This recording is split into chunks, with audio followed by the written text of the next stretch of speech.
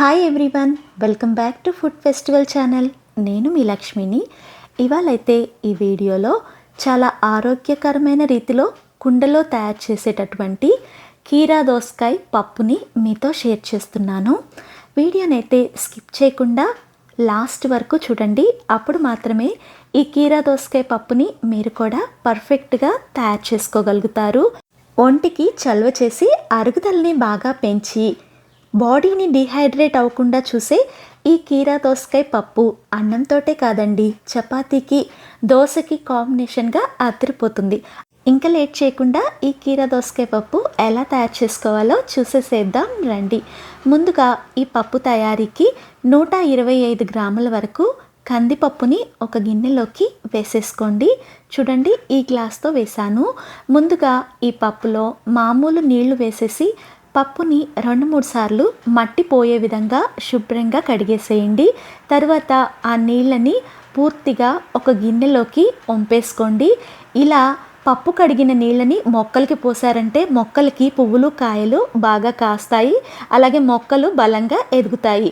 ఇప్పుడు కడిగిన కందిపప్పులో 1 టేబుల్ స్పూన్ వరకు మెంతులు వేసేసి దీంట్లో ఇందాక తీసుకున్న గ్లాస్తో 4 గ్లాసులు నీళ్లు వేసేసి ఈ పప్పుని ఒక అరగంట పాటు నానబెట్టుకున్నామంటే పప్పు అనేది చాలా త్వరగా ఉడుకుతుంది. మెంతులు వేయటం వల్ల మనకి ఒంటికి చలవ చేయటంతో పాటు పప్పు తీసుకున్నప్పుడు మనకు పొట్టలో గ్యాస్ అలాగే ఉబ్బరం లాంటి సమస్యలు వస్తాయి కదా, అవి కూడా రాకుండా ఉంటాయి. అరగంట నానిన తర్వాత చూస్తే కందిపప్పు అనేవి బాగా ఉబ్బి నానిపోయి కనపడుతున్నాయి.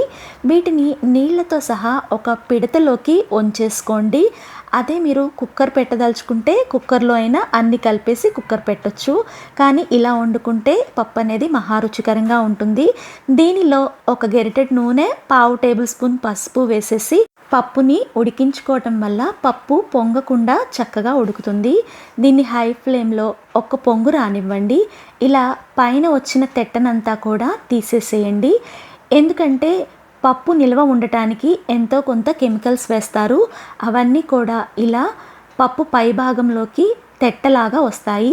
ఇది తీసేసుకొని పప్పును తినటం వల్ల మనకి అరుగుదల బాగుంటుంది. అలాగే చాలా రకాల ఆరోగ్య సమస్యలు మన దరి చేరకుండా ఉంటాయి. ఈ నురగంతా తీసేసిన తర్వాత మీడియం ఫ్లేమ్లో ఈ పప్పు సగం ఉడికే వరకు కూడా అప్పుడప్పుడు కలుపుతూ ఉడికించుకోండి. ఈ లోపల పప్పు తయారీకి ఇక్కడ మీడియం సైజులో ఉన్న 3 కీరా దోసకాయల్ని తీసుకున్నాను. అలాగే ఒక 4 పండు టమాటాలు, 6 వరకు కారం కల పచ్చిమిరపకాయల్ని తీసుకున్నాను. అలాగే 2 పెద్ద ఉల్లిపాయల్ని కూడా తీసుకున్నాను. వీటన్నిటిని సన్నని ముక్కలుగా తరిగి పక్కన పెట్టేసుకోండి. ఈ లోపల కందిపప్పు కూడా సగభాగం ఉడికినట్టు కనపడుతుంది. ఇలా ఉడికిన కందిపప్పులో తరిగిన కీరా దోసకాయ ముక్కల్ని వేసేసేయండి. ఇక్కడ నేను కీరా దోసకాయ ముక్కలు తొక్కతో సహా వేసేసాను. అలాగే తరిగిన టమాటా ముక్కలు, 6 వెల్లుల్లి రెబ్బల్ని పొట్టు తీసేసి వేయండి. పచ్చిమిరపకాయల్ని బాగా సన్నగా తరిగి వేయండి.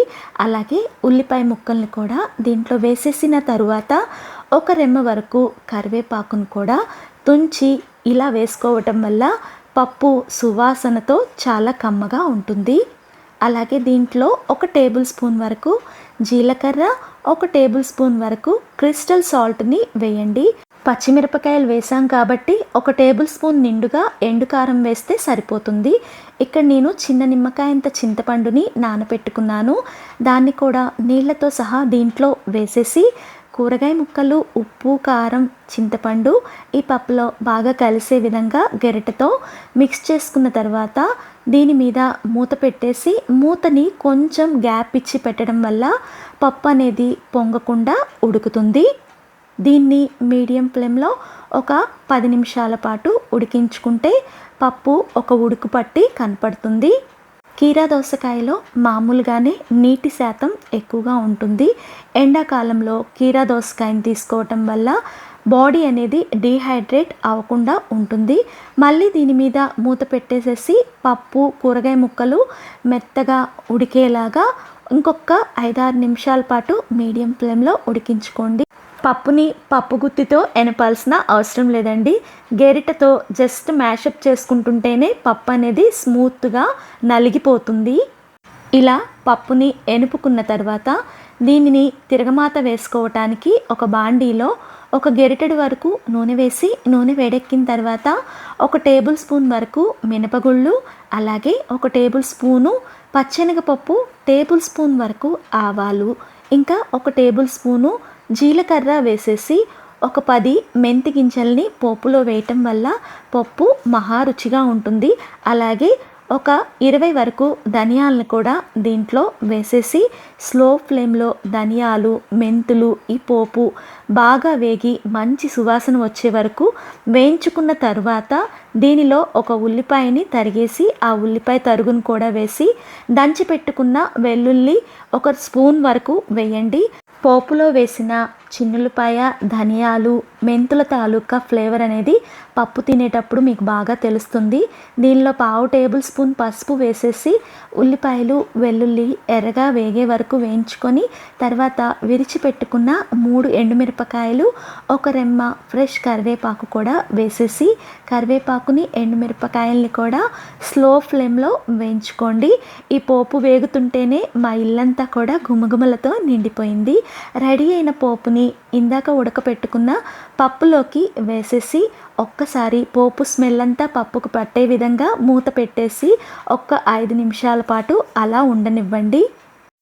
5 నిమిషాల తర్వాత దీని మీద మూత ఓపెన్ చేసి ఈ పోపు అనేది పప్పులో బాగా కలిసే విధంగా గెరిటతో మిక్స్ చేసుకోండి.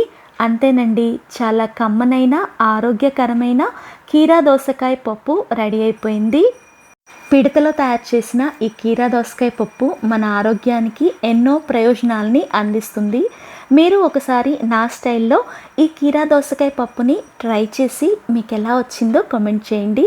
అలాగే ఇలాంటి మరిన్ని వంటకాల కోసం మన ఫుడ్ ఫెస్టివల్ ఛానల్ని సబ్స్క్రైబ్ చేసుకొని పక్కనే ఉన్న గంట నొక్కారంటే నేను పెట్టే ప్రతి నోటిఫికేషన్ మీకు వస్తుంది. వీడియో మీకు యూస్ఫుల్ అనిపిస్తే లైక్ చేయండి. మీరిచ్చే ఒక లైకే నాకు ఒక మంచి ఎంకరేజ్మెంట్ అవుతుంది ఇలాంటి వీడియోస్ని పోస్ట్ చేయడానికి. వీడియోని మీ ఫ్రెండ్స్కి, రిలేటివ్స్కి తప్పనిసరిగా షేర్ చేయండి.